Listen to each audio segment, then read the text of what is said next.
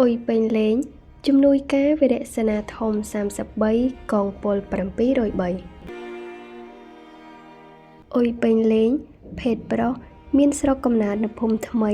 ឃុំពោបានស្រុកកោះធំខេត្តកណ្ដាលគាត់មានឪពុកឈ្មោះអុយសយនិងម្ដាយឈ្មោះអៀងទៀង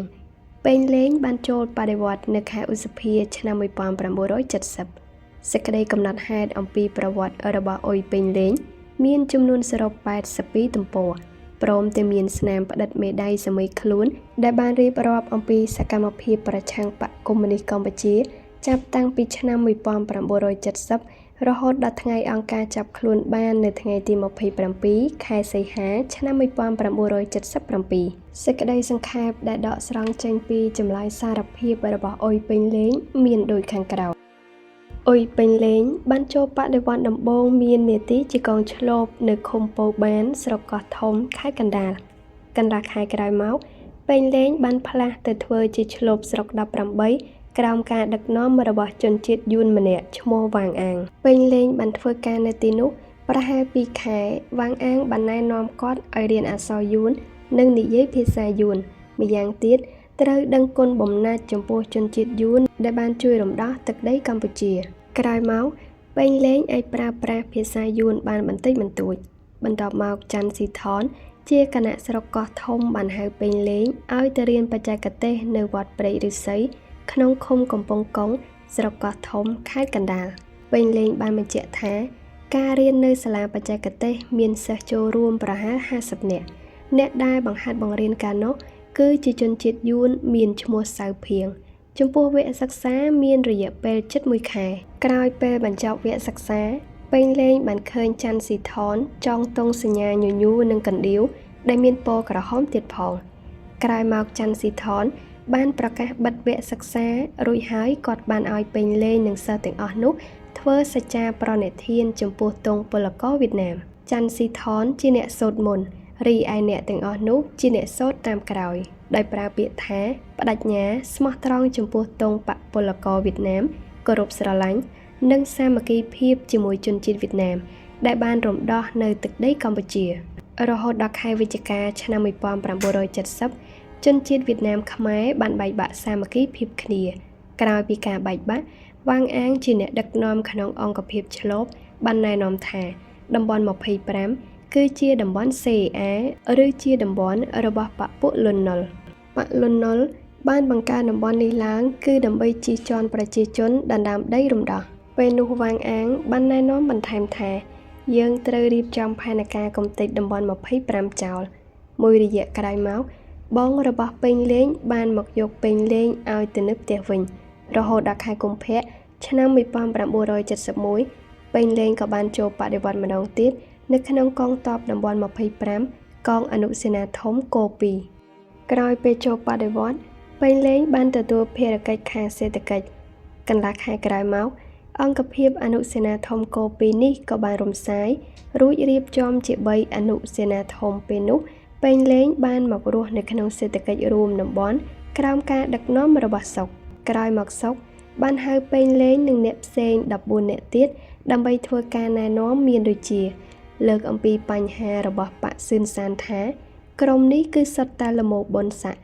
ឬចង់ដណ្ដើមរដ្ឋអំណាចនៅតំបន់ម្យ៉ាងទៀតត្រូវធ្វើបដិវត្តដើម្បីបុនស័កប្រាក់ខែឬសិទ្ធិសេរីភាពចំពោះខ្លួននិងត្រូវជួយលើកឥទ្ធិពលចំពោះសុកផ្ទាល់ដើម្បីឲ្យអ្នកដទៃឃើញគាត់ជាមនុស្សល្អត្រឹមត្រូវនៅក្នុងតំបន់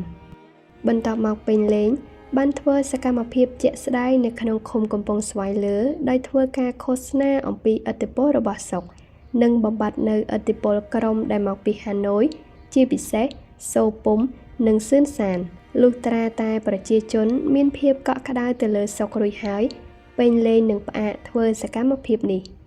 នៅខែឧសភាឆ្នាំ1971សុកលីបានយកពេញលេងមកធ្វើសេដ្ឋកិច្ចនៅកងអនុសេនាធំគោ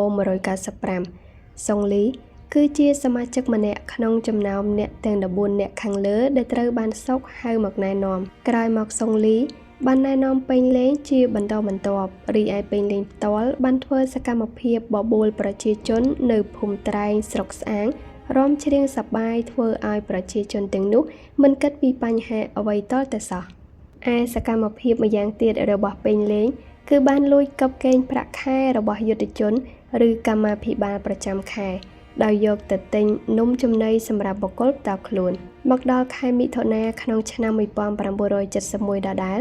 សុងលីបានឃើញសកម្មភាពរបស់ពេញលេងមមាញឹកនឹងធ្វើបានល្អជាបន្តបន្ទាប់ពេលនោះគាត់បានចាត់តាំងពេញលេងធ្វើជាសមាជិក CIA បន្ទាប់មកសុងលី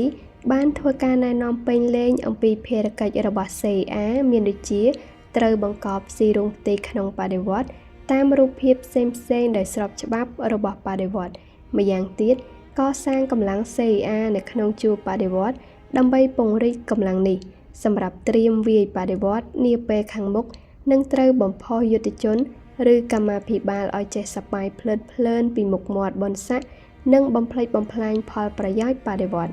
ក្រោយពីទទួលការណែនាំរួចហើយពេញលេងបានធ្វើសកម្មភាពទាំងនោះជាបន្តបន្ទាប់រហូតដល់ខែសីហាក្នុងឆ្នាំដដែលអង្គភាពអនុសេនាធំក195បានផ្លាស់មកនៅប្រចាំការដើម្បីទប់ទល់ជាមួយខ្មាំងដែលមានទីតាំងនៅម្ដុំស្រុកស្អាងពេលនោះពេញលេងបានធ្វើសកម្មភាពធ្វើឲ្យបាត់លុយកាក់របស់អង្គការដោយភូតកុហកថាលុយបានធ្លាក់ចូលទៅក្នុងទឹក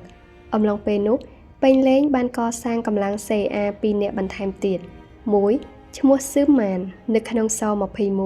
2ឈ្មោះរតអង្គការកំទេចចោលនៅមូលដ្ឋាន25បន្ទាប់មកពេញលេងបានណែនាំអ្នកទាំងពីរឲ្យធ្វើសកម្មភាពគឺត្រូវចូលទៅបង្កប់ខ្លួននៅក្នុងជួរបដិវត្តនិងត្រូវកសាងកម្លាំងថ្មីបន្ថែមទៀត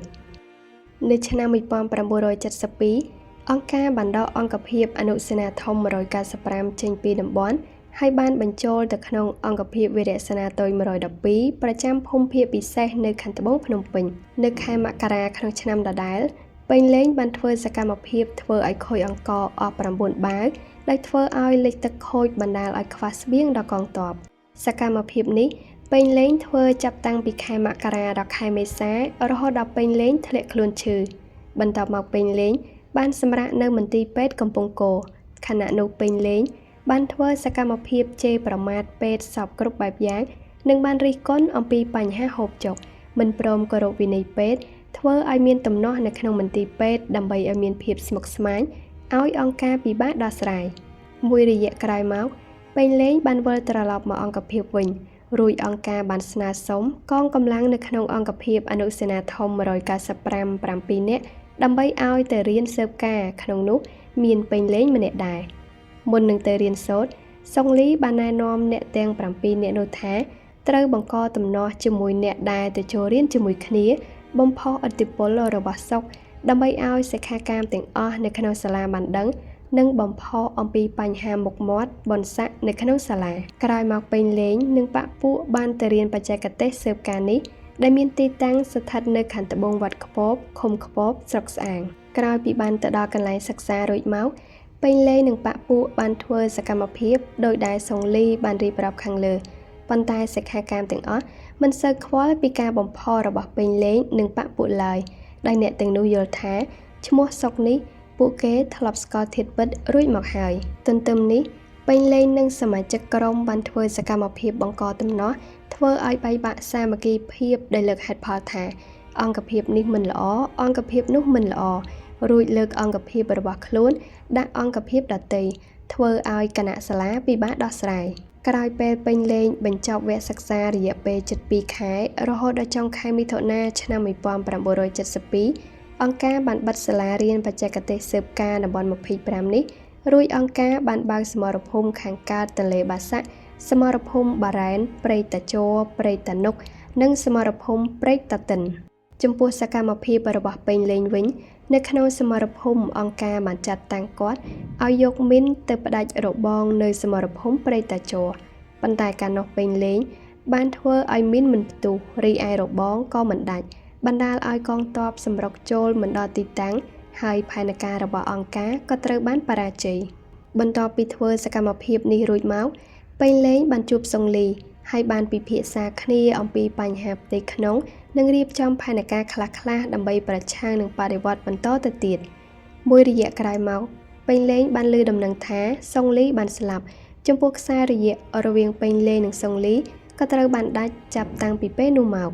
រីឯអង្គភាពស៊ើបការវិញ ក៏ត្រូវបានបញ្ឈប់ឲ្យធ្វើសកម្មភាពនៅខាងកើតទន្លេបាសាក់រួចផ្លាស់មកនៅក្នុងតំបន់15វិញចំពោះការមករស់នៅក្នុងតំបន់15ពេញលេងបានធ្វើការខាងក្រៅឈូងលៀបនៅត្រើយខាងលិចទន្លេបាសាក់ពេលនោះពេញលេងបានបន្តសកម្មភាពធ្វើឲ្យការជម្លៀសប្រជាជនរបស់អង្គការមានការយឺតយ៉ាវដោយភូតកុហកថានៅម្ដុំឈូងលៀបមានខ្មាំងនិងទាហានច្រើនដែលធ្វើឲ្យការជម្លៀសប្រជាជនមានការលំបាករហូតដល់ខែមីនាឆ្នាំ1973អង្គការមានផែនការវាយនៅថ្នាលជាតិ21ពេលនោះពេញលេងបានជួបជាមួយឈ្មោះពិសេសផលបន្ទាប់មកផលបានណែនាំពេញលេងអំពីភារកិច្ចដែលត្រូវធ្វើនៅពេលដែលអង្គការចាប់ផ្ដើមវាយនៅផ្លូវជាតិ21គឺត្រូវឲ្យគាត់ទៅតាក់ទងជាមួយនីអនុលេខាវរសេនាតូច706ក្នុងកងពល703និងភាវរសេនាតូច705ក្នុងកងពល703ចំពោះការតាក់ទងរវាងអ្នកទាំងពីរនេះគឺដើម្បីឲ្យការវាយសម្រុករបស់អង្គការប្រព្រឹត្តទៅមិនបានសម្រេចបន្តមកពេញលេងនីនិងភាបានធ្វើសកម្មភាពនេះរហូតមកដល់ខែមិថុនាឆ្នាំ1973ដដែលអំឡុងពេលនោះអង្គការបានបញ្ឈប់ការវាយនៅផ្លូវជាតិ21រួចបានផ្លាស់មកវាយនៅផ្លូវជាតិលេខ2នៅសមរភូមិស្ពានរលួយពេលនោះពេញលេងបានធ្វើសកម្មភាពដោយត្រួតពិនិត្យមើលទីតាំងដែលត្រូវវាយរួចប្រាប់អង្គការថាមើលមិនច្បាស់នាំឲ្យកងទ័ពវាយសម្រុកចូលទៅបណ្ដាលឲ្យកងទ័ពស្លាប់ជាច្រើនរហូតដល់ខែកក្កដាឆ្នាំ1974ពេញលេងបានជួបជាមួយឈ្មោះសឿនពេលនោះសឿនបាននិយាយណែនាំពេញលេងថាត្រូវបង្កប់ខ្លួនបន្តទៀតដើម្បីស៊ីរុំផ្ទៃក្នុងរបស់បដិវត្តន៍ឲ្យកាន់តែស៊ីជម្រៅនិងត្រូវខិតខំកសាងខ្លួនឲ្យបដិវត្តន៍ជឿទុកចិត្តវគ្គកណ្ដាលខែកក្កដាអង្គការបានចាត់តាំងពេញលេងនិងសឿនឲ្យទៅរៀនខាងផ្នែកនយោបាយដែលមានរយៈពេល1ខែក្រោយពេលបញ្ចប់វគ្គសិក្សាខ្លីមួយនេះអង្គការបានប្រគល់ភារកិច្ចឲ្យពេញលេងយកកាំជ្រួច107ទៅបាញ់ទម្លាក់នៅម្ដុំពោធិ៍ចិនតុងនៅវត្តពុទ្ធនិព្វានក្នុងតំបន់15ក្រោយពេលពេញលេងធ្វើសកម្មភាពនេះរួចមកអង្គការបានហៅគាត់មកអង្គភាពនៅទន្លេបាសាក់វិញនៅពេលដែលគាត់ត្រឡប់មកដល់អង្គភាពអង្គការបានចាត់តាំងគាត់ឲ្យទៅពិនិត្យមើលនៅសមរភូមិម្ដុំទួលសុភីដើម្បីរៀបផែនការវាយកំទេចទីតាំងនោះរីឯពេញលេងវិញនៅតែបន្តកុហកអង្គការដោយកាលមុនដោយពិនិត្យមើលមិនច្បាស់ធ្វើឲ្យវាយសម្រុកមិនបានសម្រេចរហូតដល់ឆ្នាំ1975ពេញលេងបានកសាងកម្លាំងថ្មីបាន2នាក់ទៀតឈ្មោះវាងស21និងផូនស21ឬគាត់បានបញ្ចូលអ្នកទាំងពីរជាសមាជិក CIA បន្ទាប់មកពេញលេងបានណែនាំអ្នកទាំងពីរអំពីគោលចំហរបស់ CIA គឺត្រូវស៊ីរុំផ្ទៃក្នុងបដិវត្តន៍កសាងកម្លាំងនៅក្នុងជួរបដិវត្តន៍វាយបដិវត្តន៍នៅពេលបកពួកគេមិនដឹងខ្លួននិងធ្វើសកម្មភាពបំផ្លិចបំផ្លាញបដិវត្តន៍ដល់ខែមីនាឆ្នាំដដែលអង្គការបានចាត់តាំងពេញលេងឲ្យទៅជួយធ្វើការនៅក្នុងអនុសេនាធំមួយទៀតក្នុងអង្គភាពវរសេនាតូចដដែលពេញលេងបានធ្វើការនៅក្នុងអង្គភាពនោះបានមួយរយៈអង្គការក៏ចាត់តាំងគាត់មកនៅអង្គភាពចាស់វិញដោយពេលនោះអង្គការបានប្រគល់ភារកិច្ចថ្មីមួយទៀតនៅផ្លូវជាតិលេខ2បន្ទាប់មកពេញលេងបានចុះត្រួតពិនិត្យមើលសកម្មភាពខ្មាំងអរិយពេលកន្លះខែរួចហើយរាយការណ៍ទៅអង្គការពេលនោះអង្គការចាប់ផ្ដើមវាយរំដោះទីក្រុងភ្នំពេញរហូតដល់ខ្មែរក្រហមទទួលបានជ័យជំនះនៅថ្ងៃទី17មេសាឆ្នាំ1975អំឡុងពេលនោះពេញលេងបានត្រូវរបួសហើយបានសម្រាកនៅពេទ្យព្រែកថ្មីក្នុងភូមិភាគពិសេសអរិយពេល1ខែពេលនោះពេញលេងបានជួបជាមួយផលហើយបានពិភាក្សាគ្នាអំពីបញ្ហាផ្ទៃក្នុងខ្លះៗទន្ទឹមនេះផលបានរាយការណ៍ប្រាប់ពេញលេងថាបច្ចុប្បន្នសុខមានផែនការធ្វើបាតកម្មក្នុងខែកក្កដាឆ្នាំ1975នេះដោយមានផែនការដណ្ដើមរដ្ឋអំណាចនៅទីក្រុងភ្នំពេញដែលត្រូវប្រើកម្លាំងមូលដ្ឋានតំបន់25គឺកម្លាំងរបស់សុខដែលនៅភូមិភាគពិសេសម្យ៉ាងទៀតគាត់បានបញ្ជាក់ប្រាប់ថាប្រសិនបើពេញលេងមានកម្លាំងប៉ុន្មានគឺគាត់ស្នើសុំឲ្យរៀបត្រៀមដើម្បីគ្រប់គ្រងបាតកម្មខាងមុខនេះមួយរយៈក្រោយមកពេញលេងបានចេញពីមន្ទីរពេទ្យមិនបានប៉ុន្មានថ្ងៃក៏ឮដំណឹងថាអង្គការមានវិធានការចាប់សុកដោយអង្គការស៊ើបដឹងថាសុកជារនុកក្នុងធ្វើការប្រឆាំងនឹងបដិវត្តន៍ចំពោះពេញលេងវិញក៏បានដាច់ខ្សែរយៈជាមួយសុកចាប់តាំងពីពេលនោះមកដល់ខែមិថុនាឆ្នាំ1975ដដែល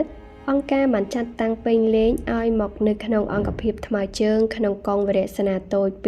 265វរៈសេនាធំ270កងពល12កាលនោះពេញលេងបានជួបឈ្មោះខាត់នាទីលេខាវរៈសេនាតូច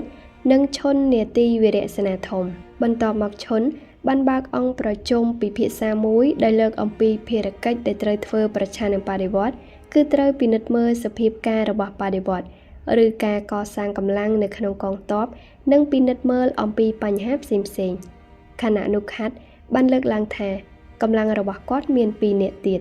មួយឈ្មោះផូលីនាទីអនុសេនាធំនៅក្នុងកងវរៈសេនាតូច265បច្ចុប្បន្ននៅស21 2គីមនាទីអនុសេនាធំនៅក្នុងវរៈសេនាតូច706កងពល703ក្រោយពេលពិភាក្សាគ្នាចប់ឈុនក៏បានប្រកាសបិទអង្គប្រជុំនៅចុងខែសីហាឆ្នាំ1975អង្គការបានផ្លាស់ពេញលេងឲ្យមកនៅអង្គភាពវរៈសេនាតូច143ដោយប្រគល់ភារកិច្ចឲ្យធ្វើស្រែនៅគោកអំពិលពេលនោះពេញលេងបានកសាងកម្លាំងថ្មី6នាក់បន្ថែមទៀត1ឈ្មោះពោចនាទីអនុសេនាធំបច្ចុប្បន្ននៅស21 2ជុននៅស21 3លុននៅស21និង4ឆននៅស21 5កុយនៅស21 6លីនៅស21បន្ទាប់មកពេញលេងបានបញ្ចូលអ្នកទាំងអស់នោះចូលជាសមាជិក CA អំឡុងពេលនោះពេញលេងបានដាក់ភារកិច្ចឲ្យអ្នកទាំងនោះធ្វើនៅក្នុងស21គឺត្រូវក្តាប់សភាពការនៅស21ប្រសិនបើអង្គការមានវិធានការខាត់ខ្លួនចំពោះកម្លាំងក្បត់បដិវត្តន៍ថាតើមានអ្នកណាខ្លះគឺត្រូវរាយការណ៍ទៅគាត់មួយទៀតត្រូវពង្រីកកម្លាំងនៅក្នុងស21ដើម្បីស៊ីរុងផ្ទៃក្នុងនៅស21និងត្រូវបង្កតំណោះក្នុងស21រហូតដល់ខែកុម្ភៈឆ្នាំ1976មានឈ្មោះពោចបានរាយការណ៍ទៅពេញលេងថាខ្សែក្បត់ដែលអង្គការចាប់បានភាគច្រើនគឺសុទ្ធតែជាសមាជិកនៅក្នុងមូលដ្ឋានតំបន់25រីឯការកសាងកម្លាំងថ្មីវិញគឺមិនទាន់ធ្វើបាននោះទេដល់ខែមីនាឆ្នាំដដែលមានឈ្មោះឆនបានរាយការណ៍ទៅពេញលេងដែរថាខ្សែក្បត់ដែលអង្គការរកឃើញភាគច្រើនគឺនៅក្នុងកងទ័ពកង170ហើយនៅមូលដ្ឋានបូព៌ានិងនៅមូលដ្ឋានតំបន់25ម្យ៉ាងទៀតឆនបានធ្វើសកម្មភាពបំផុសអំពីបញ្ហាមុខមាត់បនស័កដោយនិយាយអំនួតអួតអាងពីបុគ្គលខ្លួនវាយប្រហារដល់អ្នកដទៃធ្វើយ៉ាងម៉េចបង្កតំណឲ្យបានដើម្បីបែកបាក់សាមគ្គីភាពគ្នារហូតមកដល់ដើមឆ្នាំ1977ពេញលេងកសាងកម្លាំងថ្មីបាន21នាក់ថែមទៀតរីឯកម្លាំងទាំងអស់នេះគឺកសាងសម្រាប់ត្រៀមធ្វើសកម្មភាពក្នុងការវាយបដិវត្តន៍នាពេលខាងមុខនៅខែមីនាឆ្នាំដដែលអង្គការត្រូវការកងកម្លាំងរបស់ពេញលេងមកធ្វើការនៅស21ពេលនោះពេញលេងបានចាត់តាំងកម្លាំងចាស់របស់ខ្លួន5នាក់មានឈ្មោះវាងជ្រាវម្រេចផននិងទីមពេលដែលអ្នកទាំង5នាក់មកដល់ស21អ្នកទាំងនោះមានភារកិច្ចត្រូវបង្កប់ស៊ីរុងផ្ទៃក្នុងនៅស21និងរាយការណ៍ពីសកម្មភាពរបស់បដិវត្តន៍ដោយដែលធ្លាប់ធ្វើកន្លងមកដល់ខែកក្កដាឆ្នាំ1977ដដែលអង្គការបានស៊ើបដឹងអំពីសកម្មភាពរបស់ផលដែលធ្វើការប្រឆាំងនឹងបដិវត្តន៍មិនយូរប៉ុន្មានអង្គការមានវិធានការចាប់ខ្លួនផលដោយពេលនោះពេញលេងមានការព្រួយបារម្ភយ៉ាងខ្លាំងពីព្រោះផលបានធ្វើសកម្មភាពប្រឆាំងនឹងបដិវត្តន៍ជាមួយខ្លួនរហូតដល់ថ្ងៃអង្គការចាប់ខ្លួនផលអំឡុងពេលនោះអង្គការបានចាត់តាំងពេញលេងឲ្យសួរចម្លើយផលផ្ទាល់ដើម្បីរកខ្សែរយៈក្បត់ជាមួយគាត់ពេលនោះពេញលេងមានផែនការចំពោះផលដោយជំលះគាត់ឲ្យនៅឆ្ងាយពីអ្នកដទៃឬត្រូវសួរចម្លើយនិងធ្វើទារុណកម្មគាត់ឲ្យជ្រុលរហូតដល់ស្លាប់ផែនការទាំងនេះពេញលេងមិនទាន់បានអនុវត្តផងថ្នាក់លើក៏បានចាត់តាំងគាត់ឲ្យទៅរៀបចំកម្លាំងដើម្បីការពារស្តាតសម្រាប់អង្គការបើកវគ្គរៀនសូត្រផ្សព្វផ្សាយអំពីខ្សែក្បត់របស់ខ្មាំងនៅក្នុងឆ្នាំ1977នេះទន្ទឹមនេះអង្គការបានអប់រំពេញលេងបន្ថែមថាការការពារនៅស្តាតនេះវាពិតជាមានសារៈសំខាន់ណាស់ដូច្នេះពេញលេងឯងត្រូវឈរជើងនៅទីនេះជាប្រចាំដោយមិនចាំបាច់ទៅណាទៀតទេពេលនោះពេញលេងក៏បានធ្វើតាមការណែនាំរបស់ថ្នាក់លើនិងបានរៀបចំកម្លាំង150នាក់ទៀតក្នុងការការពារទីកន្លែងនោះមួយអាទិត្យក្រោយមក ពេញលេងបានឆ្លៀតឱកាសមកអង្គភាពរបស់ខ្លួនដើម្បីពិភាក្សាជាមួយប៉ាក់ពួកអំពីរឿងរ៉ាវរបស់ផលដែលត្រូវបានអង្គការចាប់ខ្លួនពីព្រោះថាអំឡុងពេលដែលពេញលេងទៅបំពេញភារកិច្ចនៅស្តាតថ្នាក់លើបាននិយាយប្រាប់គាត់ថាអង្គការមានបំណងបញ្ជូនផលទៅស21ដើម្បីឲ្យស21អ្នកសួរចម្លើយផលវិញពេលនោះពេញលេងនិងប៉ាក់ពួកមានការព្រួយបារម្ភនិងស្មុគស្មាញយ៉ាងខ្លាំងក៏ចាត់វិធានការលួចដោះលែងផលឲ្យទៅលាក់ខ្លួននៅកន្លែងស្ងាត់ដើម្បីឲ្យអង្គការរកមិនឃើញបន្ទាប់មកពេញលេងនិងប៉ាក់ពួកបានធ្វើសកម្មភាពនេះបានសម្រេចរីឯពេញលេងក៏វិលត្រឡប់មកស្តាតវិញទន្ទឹមនេះអង្គការបានលើកដំណឹងថាផលត្រូវបានប៉ាក់ក្បត់ជួយរំដោះរួចហើយបានរៀបចំកម្លាំងតាមចាប់ផលម្ដងទៀតមួយរយៈក្រោយមកអង្គការបានស៊ើបដឹងពីកន្លែងស្នាក់នៅរបស់ផលហើយបានចាត់តាំងកងកម្លាំងបដិវត្តន៍មួយចំនួនឲ្យទៅចាប់ផលពេលនោះអង្គការបានយកផលទៅស21ដើម្បីសួរចម្លើយរកប៉ាក់ពួកក្បត់ទន្ទឹមនេះផលបានឆ្លើយសារភាពប្រាប់អង្គការអំពីខ្សែរយៈក្បត់ CA ជាបន្តបន្ទាប់រហូតដល់ថ្ងៃមួយផលបានសារភាពប្រាប់អង្គការថាពេញលេងក៏ជាខ្សែរយៈក្បត់ CA ប្រឆាំងនឹងបដិវត្តន៍ដែរភ្លាមនោះអង្គការក៏បានចាត់វិធានការចាប់ពេញលេងនៅថ្ងៃទី27ខែសីហាឆ្នាំ1977